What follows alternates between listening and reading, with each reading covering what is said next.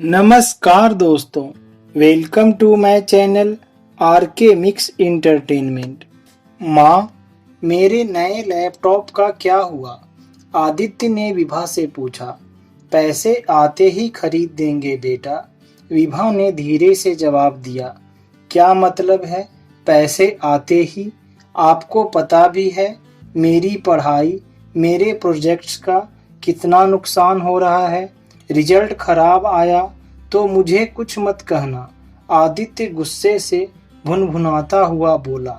पर बेटा, तुम्हें जिस मॉडल का चाहिए वो बहुत महंगा है। तुम्हारे पापा अभी इतने पैसे कहाँ से लाएंगे? अभी तो तुम्हारे ट्यूशन की भी पूरे साल की फीस। विभा कहते हुए चुप हो गई।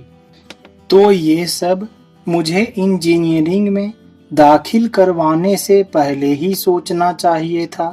पैसा नहीं था तो। बेटे की कड़वी बातें विभा को अंदर तक चुभ गई, लेकिन वो बेचारी कर भी क्या सकती थी। हर साल कॉलेज की फीस, हर विषय की ट्यूशन फीस अलग से, आने जाने के लिए मोटरसाइकिल भी ले दी कि बस में समय न खराब हो। फिर भी जैसे तैसे ही पास होता था आदित्य। और अब ये इतने महंगे लैपटॉप का खर्च आखिर एक मध्यम वर्गीय पिता कितना करे? इन सब के अलावा आखिर उसे घर की जरूरतें भी तो पूरी करनी है। उस पर भी अभी 2 साल और बचे हैं। और ये बेटे के एहसान भरे शब्द कि आपके सपने पूरे करने के लिए ही तो पढ़ रहा हूँ। विभा बाहर आंगन में आकर खड़ी हो गई। मन बुझा सा हो रहा था बेटे के व्यवहार से। सामने के घर में एक लड़का पड़ोसी की गाड़ी धो रहा था। आदित्य का ही हम उम्र था। विभा के मन में सहज ही करुणा का भाव उमड़ आया। पढ़ाई करने की जगह बेचारा मेहनत करके परिवार के लिए पैसे जोड़ रहा है। कहाँ तक पढ़े हो बेटा? अचानक ही विभा के मुंह से सवाल निकल गया। लड़के ने ऊपर देखा और मुस्कुरा कर कहा, इंजीनियरिंग के 3रे साल में हूँ आंटी। क्या? विभा चौंक गई।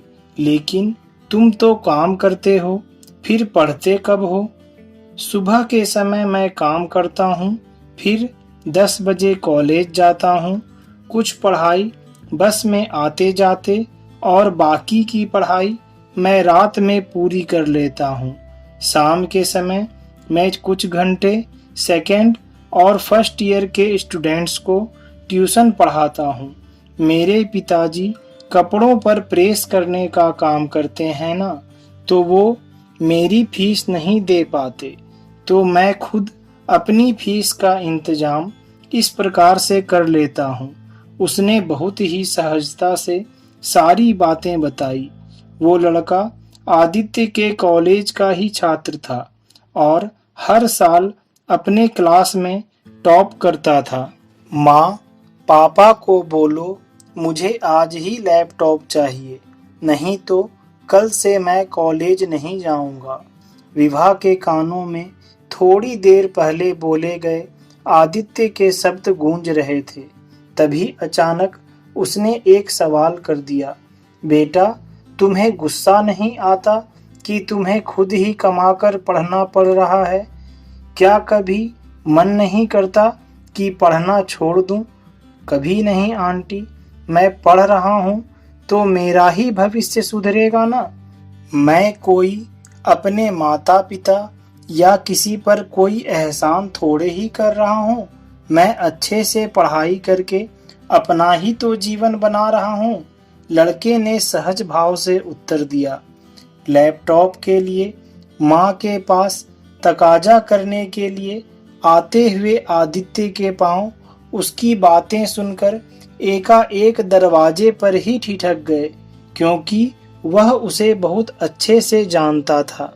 दोस्तों, मैं ये नहीं कहता कि सभी बच्चे एक जैसे होते हैं, लेकिन इतना जरूर कहूँगा कि एक बच्चे का उसके माता पिता से आत्मिक रिश्ता होता है और दोनों के द्वारा एक दूसरे के लिए किए गए किसी भी छोटे या बड़े कार्य को आसान नामक छोटे शब्दों से तुलना नहीं की जा सकती। जय श्री कृष्ण। दोस्तों, कहानी अच्छी लगे तो हमारे वीडियो को लाइक और हमारे चैनल को सब्सक्राइब जरूर करें।